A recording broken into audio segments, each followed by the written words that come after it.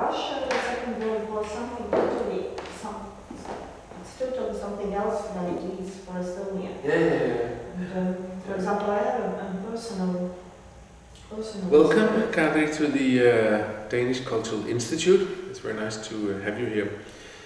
First of all, I would like to ask you, how is Estonian culture right now? I mean, has there been an interest in developing an own culture after the regaining of the independence? Is there both a political interest in it and also an interest from the Estonians?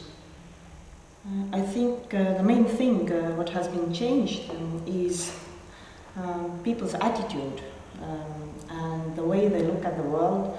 The new philosophy we are living in, it's not anymore communism and the Soviet Union, it's a market economy which is governing all the activities in Estonia.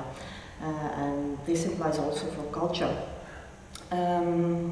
So I think this is a main change in the way people are thinking. But when we go now to the cultural infrastructure or the institutions, we still have in the majority the same institutional infrastructure as we used to have before. Of course, when there were economically good times, we renovated the buildings, we built new one, like for example our new art museum, Kumu, which was nominated for the best museum in Europe a couple of years ago. And after regaining the independence, maybe the art and film were hit the hardest, because they had quite good subvention before. But then they started to flourish again when the economy became better. But now it's again economic downturn, and the culture budget, as the budget in every other field, has been cut heavily. But you know, culture people, they are very inventive, they are innovative, creative, so definitely. And when you have less money, then you have to, if you want to do a project, then you have to find resources, and you start thinking in new directions and try to find new partnerships, networks. So in this way it's good. And as to the Estonian people's interest in culture, it has always been high. But that's maybe the input that Estonian culture can give to Europe, is the sort of the innovation and the ability to create something out of very little things. And that leads to my next question, because Estonia is like Denmark, a very small and tiny country. Sometimes we as small countries can feel invisible in the big European community. What do you think Estonian culture has to bring to Europe? Which extra edges or input can Estonian culture give? But I don't think maybe the question is put in the right way, because every country has something to offer. And if we take Denmark, for example, you're a small country, but you have Hans Christian Andersen, you have Karen Blixen, you have Arne Jacobsen in the field of design, and you have Louisiana, you have Roskilde Music Festival. So these are really big things, and even if you are a small country, and Estonia too, being even smaller country, I would say that we have many conductors, many musicians, composers who are known all over the world, taking Arvo Pärt, Erkki Svendur, Veljo Tormis, the dynasty of conductors, Järvi, Neeme Järvi, Kristjan Järvi, Paavo Järvi.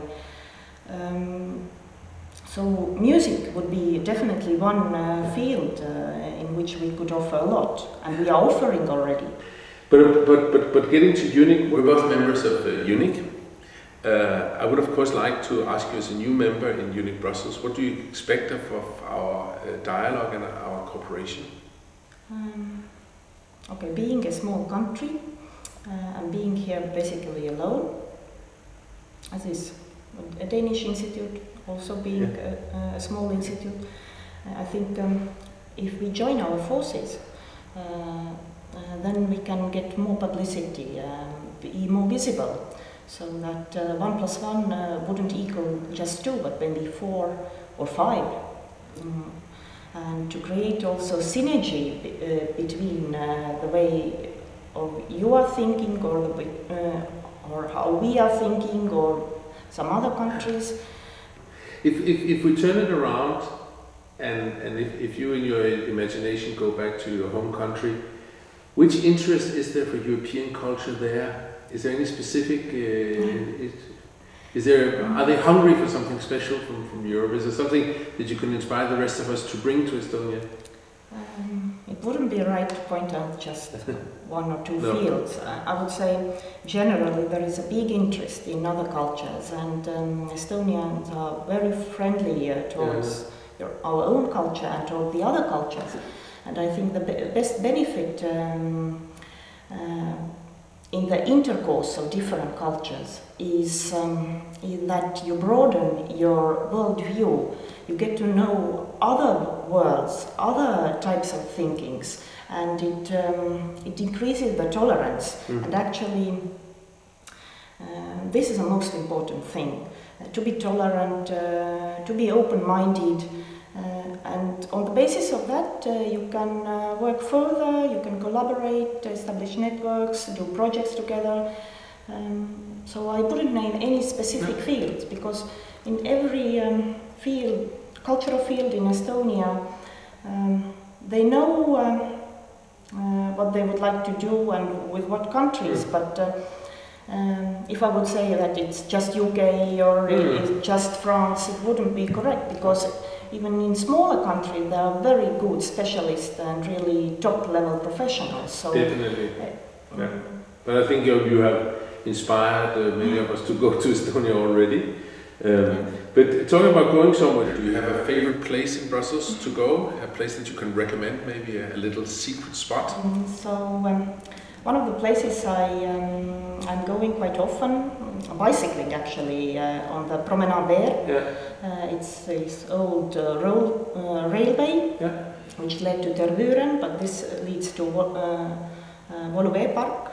And I like to go there at the weekends, and just to have a picnic or read a book or have a nice time. The second place I love is Sablon, Sablon. So because of this feeling, I don't know, a little bit bohemian feeling, and good restaurants, nice galleries, and antiquariats. I've happily experienced that you are planning a very big project with Estonian Cultural Days in Antwerp, which I think is interesting, also moving out of Brussels. So tell us what to expect in September in Antwerp. Yes, it's in the second part of September, and you maybe don't know that Antwerp is the European capital of youth this year, and Tallinn is the European capital of culture. So this is one reason why I'm doing that, but because of also previous good cooperation with Antwerp. And I'm planning a film program with animated and feature films from Estonia.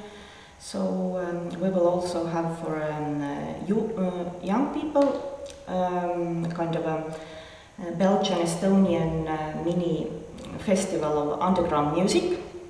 And then we'll have 1 week of jazz concerts, and we will wrap it up with a Viking ship. What I would very much like to bring to Antwerp, and around this Viking ship, which by the way was also used in Estonia, not only in Scandinavia. Around this Viking ship we will have different workshops. For example, one of these workshops will focus on how to do smith work according to these old traditions and with old equipment. Then we will have another workshop with a Cinema Bus. Cinema Bus is an organization promoting Estonian film and also providing training for children and youth how to make their own animated films and to generate interest in cinema and film. And then we will have a folk concert and a shadow theatre with fireworks. The shadows will be projected on a Viking ship sail, and then we will have a small reception. Thank you for coming here, Kadri. It was very nice to hear your thoughts about your work and your future, and I look very much forward to the cooperation in EUNIC. Thank you very much, and you're all welcome to Tallinn to enjoy the program of the European Capital of Culture, and as well you're welcome to Cultural Days in Antwerp in September.